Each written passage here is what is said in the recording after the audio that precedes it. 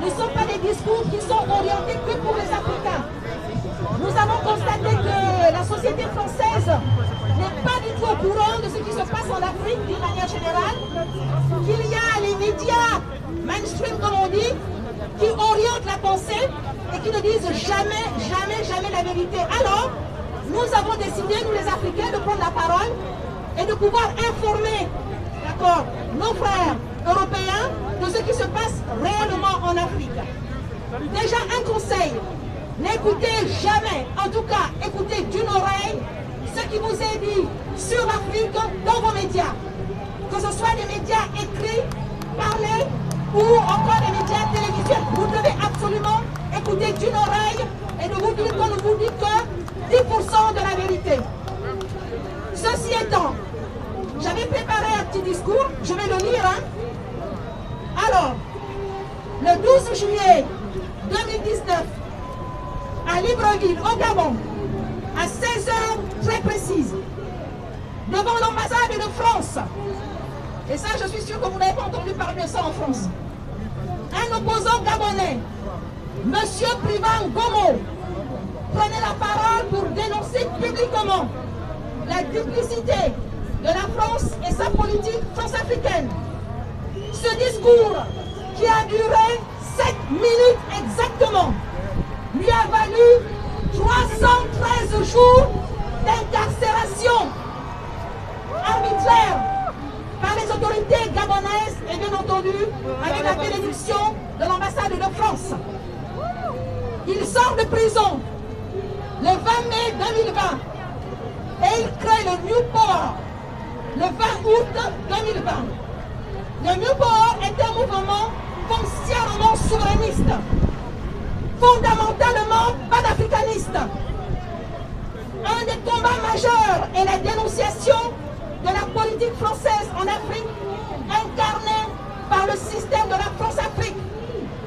Nous faisons bien la distinction entre le peuple français, qui n'est pas au courant de tout, qui subit comme nous nous subissons, et les élites françaises qui font tout en Afrique, tout et n'importe quoi. La France-Afrique, c'est ce redoutable et ingénieux dispositif de prédation néocolonialiste porté par les accords dits de coopération entre la France et ses anciennes colonies et mis en place, comme vous le savez, par Jacques Foccart sur l'ordre du général de Gaulle. Et cela à l'aube des pseudo-indépendances de nos pays, car nous avons compris, et vous le savez mes frères, que nous ne sommes pas indépendants, nous ne sommes pas souverains, c'est de la pseudo-indépendance. Tout ce qui tient à l'indépendance, on nous l'a enlevé, c'est tenu par la France. Ouais.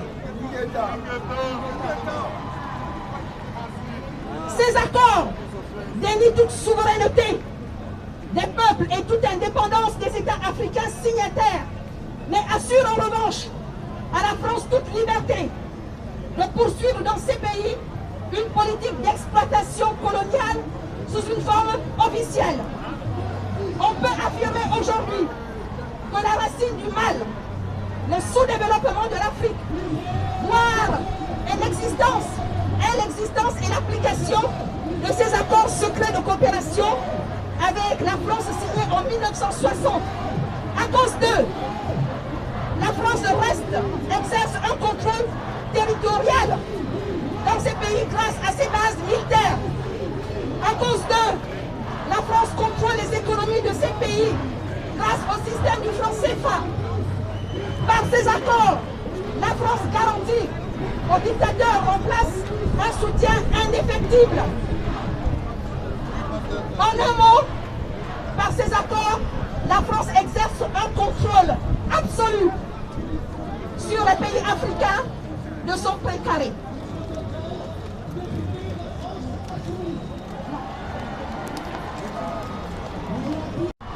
Elle occasionne l'enrichissement des multinationales françaises et autres, et tous les autres qui sont arrivés. Parce que s'il y a des gens qui viennent investir en Afrique, c'est parce qu'il y a un franc CFA. Et quelque part, ces personnes ont bénéficié des devises. Et le franc CFA leur sert.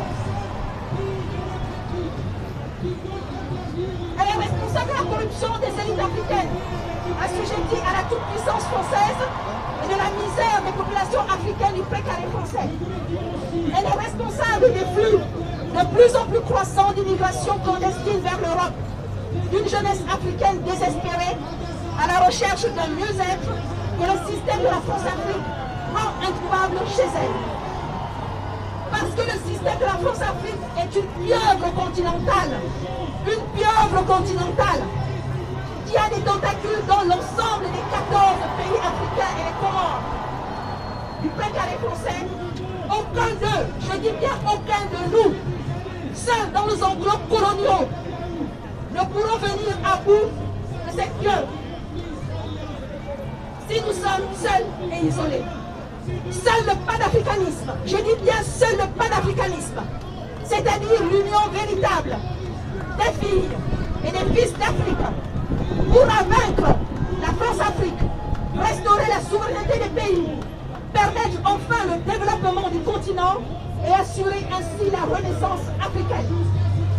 Le panafricanisme est une exigence cruciale à ce millénaire commençant, porté par une génération d'Africains décomplexés, compétentes, conscientes et agissantes, avec laquelle la France officielle et des réseaux gagnerait à concevoir des nouveaux rapports plus satisfaisants et plus respectueux des régimes, des légitimes aspirations des peuples en présence.